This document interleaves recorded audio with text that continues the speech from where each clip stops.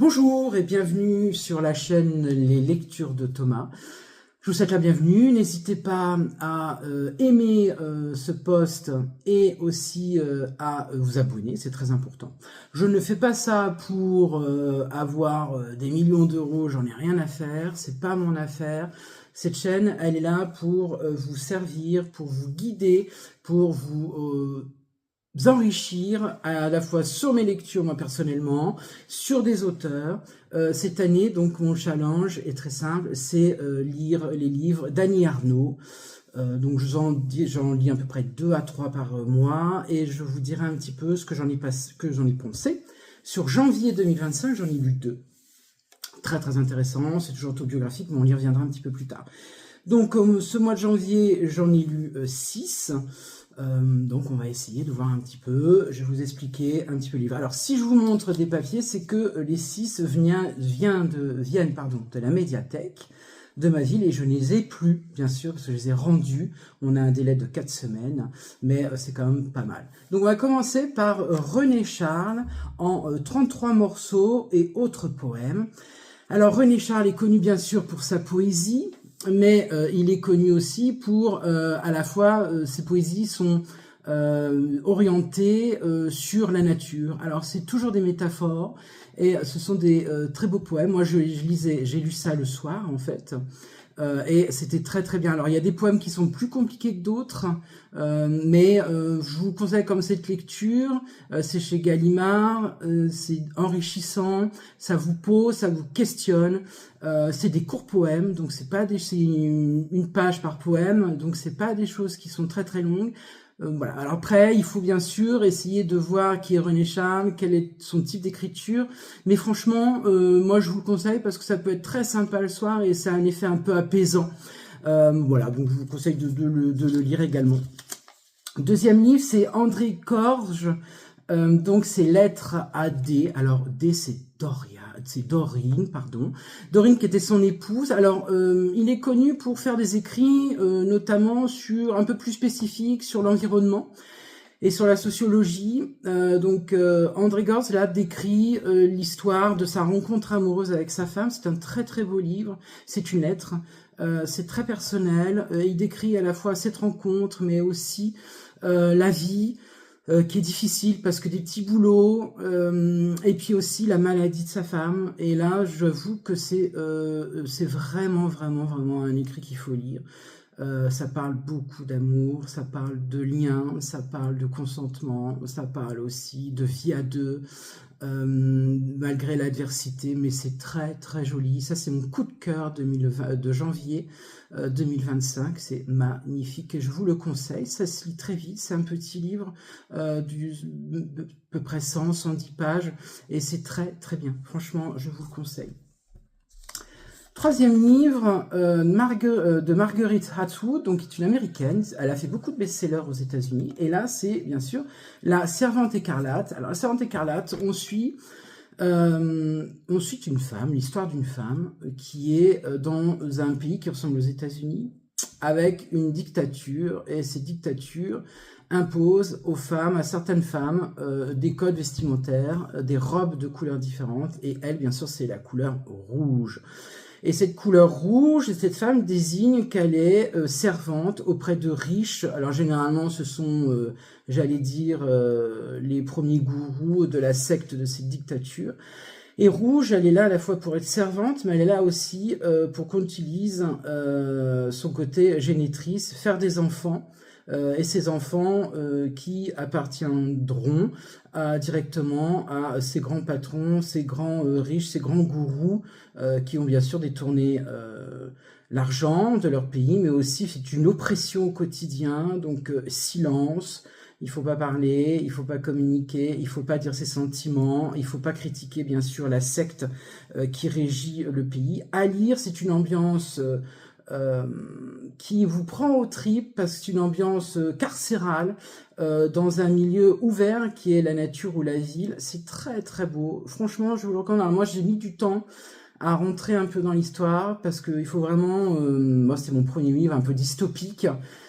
c'est-à-dire qui est d'une autre dimension, d'un autre réel. Et franchement, j'ai beaucoup aimé. Allez-y, franchement, il n'y a pas de souci là-dessus. C'est une écriture simple, lisible. Il y a des scènes un peu gore, notamment sur les exécutions sommaires en public. On se croirait au Moyen-Âge en France.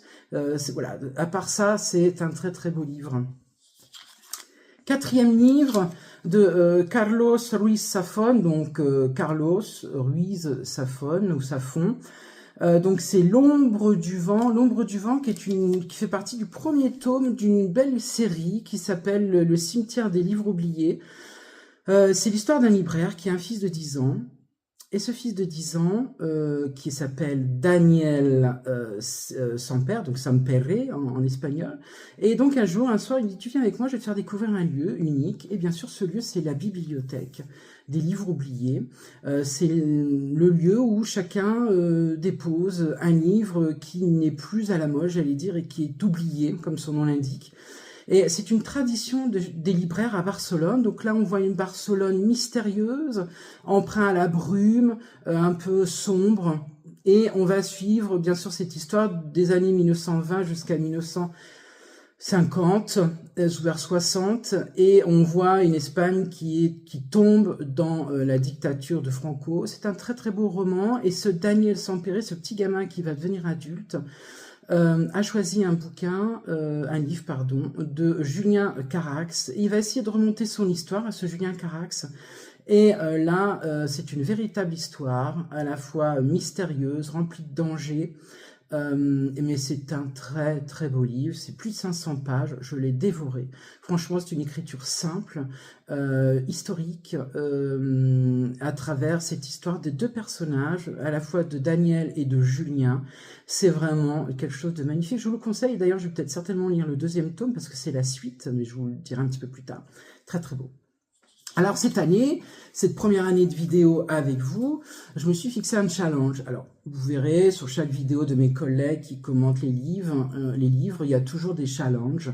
Alors c'est challenge rouge, challenge d'un mois bien particulier, etc. Moi cette année, 2025, j'ai choisi de lire les Annie Ernaux, donc tous les livres, donc j'en lis 2 par mois à peu près.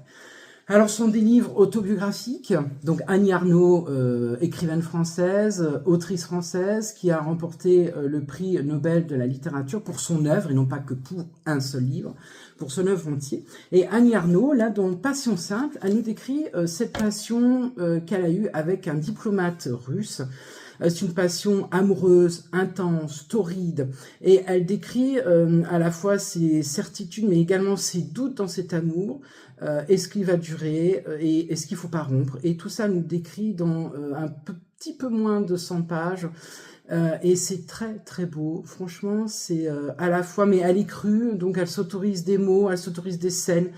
Elle s'autorise le réel, elle décrit vraiment son réel. Et c'est un réel de femme amoureuse, passionnée, très très beau. Franchement, là c'est ma première lecture d'Annie Ernaux, je trouve ça sublime. Et puis deuxième livre d'Annie Ernaux, c'est La Place. Alors La Place, ça décrit l'histoire tout simplement, toujours autobiographique, de sa famille. En fait, un jour, elle apprend que son père est malade, elle va chez sa famille, et sa mère descend l'escalier, elle est dans la cuisine, et elle lui dit « c'est fini ». Et là, Annie Ernaux va remonter l'histoire de son père, à la fois d'un milieu défavorisé, ses parents étaient paysans, et son père a été aussi dans les usines industrielles, donc un métier très répétitif, et devient aussi à la suite un commerçant. Et elle nous décrit vraiment son histoire, elle remet les liens familiaux, sociaux, et aussi ses liens à travers sa classe. Un père qui vient d'une classe inférieure, qui va vers une classe, j'allais dire, moyenne, et elle compare son père à elle, qui est plutôt maintenant dans une catégorie un peu plus aisée que ses parents. C'est un très très beau livre, et franchement c'est toujours une autobiographique, c'est toujours une autobiographique, ça j'insiste, Annie Ernaux, c'est ça. Il n'y a pas trop de crudité par rapport à son livre que j'ai lu, Passion simple, mais ça reste pas mal. Franchement, c'est moins de 100 pages également, c'est très très beau. Je vous le conseille. Honnêtement, je vous le conseille. Et ben voilà, j'en ai fini, mes amis. Pour janvier 2025, vous allez avoir bientôt la vidéo sur les différentes bandes dessinées que j'ai lues. J'en ai eu 2, mais c'est celles qui ont eu le plus de prix en 2024. Et j'avoue que je vous ferai vraiment un topo et c'est exceptionnel. J'ai beaucoup aimé. Et puis, on aura aussi la palle pour mars. Pour février, pardon, 2025, quand je dis la palle, c'est ce que j'ai lu, donc j'ai retiré de ma palle, et vous aurez la palle pour mars 2025 également, bientôt. Voilà, je vous remercie et à très bientôt. N'oubliez pas de vous abonner et également d'aimer ce post. À très bientôt, merci.